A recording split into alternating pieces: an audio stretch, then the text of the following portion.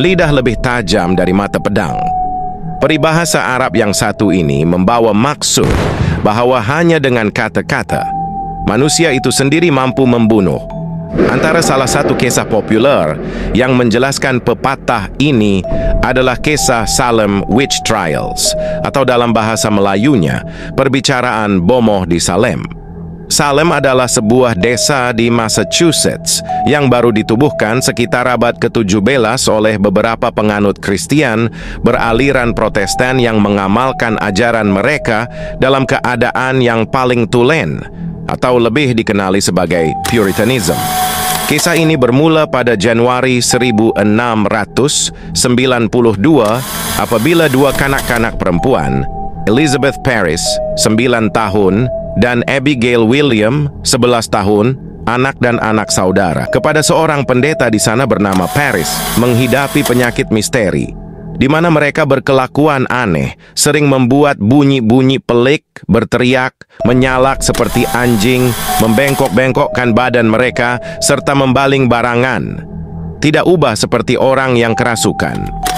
Mereka juga mendakwa sering digigit dan dicubit oleh entiti yang tidak dapat dilihat dengan mata kasar. Tidak lama kemudian, penyakit ini kemudiannya berjangkit kepada seorang kanak-kanak perempuan lain berumur 11 tahun bernama Ann Putnam dan terus merebak sehingga dikatakan telah menjangkiti seramai 12 orang kanak-kanak. Doktor yang telah mendiagnos penyakit ini pula telah mengaitkannya dengan perbuatan sihir. Jadi, pada 9 Februari, lebih kurang sebulan selepas dihidapi penyakit misteri, dua kanak-kanak terawal yang sakit tadi telah menuduh 3 orang wanita sebagai pengamal sihir. Mereka adalah Sarah Good, Sarah Osborne, dan Tituba. Dua daripada mereka, Sarah Good dan Sarah Osborne, mengaku tidak bersalah, namun mereka telah diseksa sehingga mati dalam tempoh perbicaraan kerana seorang lagi, Tituba, hamba kepada pendeta Parris, sendiri telah mengaku bersalah atas alasan dia telah disuruh syaitan.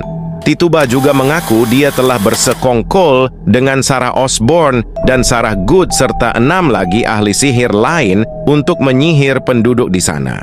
Walaupun ada pendapat yang mengatakan Tituba telah dipaksa untuk mengaku dan testimoninya telah direka, tindakan Tituba telah mengeruhkan lagi keadaan dengan berleluasanya fitnah-memfitnah di kalangan penduduk Salem.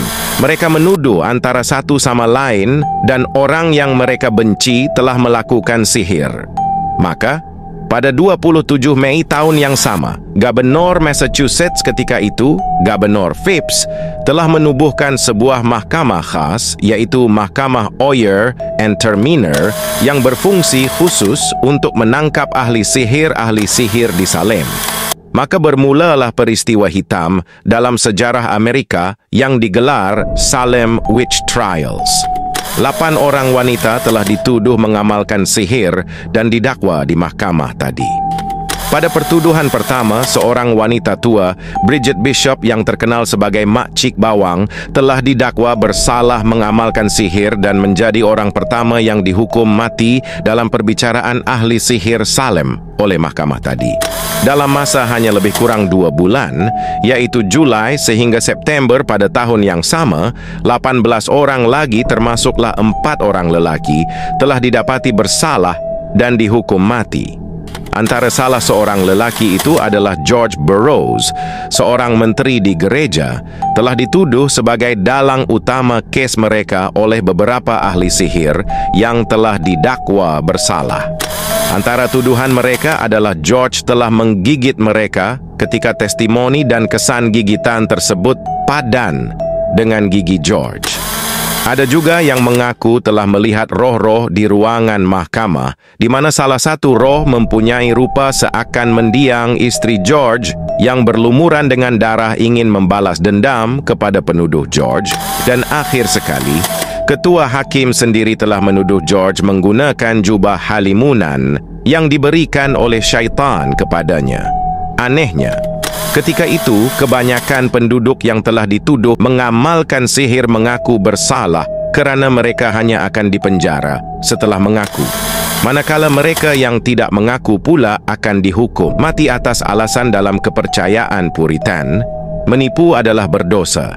Dan kerana mereka telah dicop sebagai ahli sihir, mereka telah melakukan dua dosa dan layak dihukum mati. Manakala pengaku bersalah pula dianggap telah menyesal dengan perbuatan mereka dan layak untuk diberi pengampunan. Makanya ramai di antara mereka terpaksa membuat pengakuan palsu sebagai ahli sihir untuk dibebaskan. Secara purata, sepanjang perbicaraan ahli sihir ini berjalan di Salem, lebih kurang 20 orang telah dihukum mati. 14 daripadanya adalah perempuan berumur sekitar 9 hingga 20 tahun dan 6 lagi adalah lelaki. Lebih dari 100 orang telah dipenjara. Ada juga tahanan yang hilang dan mati ketika dalam tahanan. Lebih parah lagi, tuduhan sebagai ahli sihir ini kemudiannya terus merebak menjangkaui dari komuniti penduduk Salem ke komuniti berdekatan. Dan tiada sesiapa, baik yang mempunyai status atau kekayaan, yang boleh melarikan diri dari dituduh. Sehinggalah pada 3 Oktober tahun yang sama, seorang menteri Puritan membuat rayuan kepada mahkamah untuk tidak lagi mempertimbangkan bukti berkaitan makhluk gaib di dalam perbicaraan. Pada waktu yang sama, isteri Gubernur Phips telah dituduh dan dalam siasatan. Gubernur Phips adalah gubernur yang menubuhkan mahkamah Oyer dan Terminer tadi.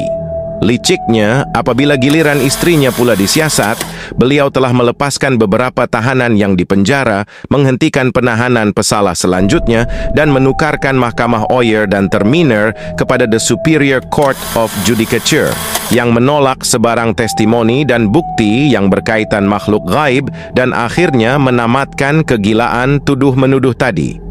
Walaupun sudah berakhir pada tahun berikutnya, hampir kesemua tahanan yang telah dihukum mati tidak mengaku bersalah mengamalkan sihir dan tiada bukti yang kukuh atas kesalahan mereka. Mereka juga tidak diberikan pengebumian yang sempurna, menjadikan kawasan di mana mereka dihukum dikatakan berhantu.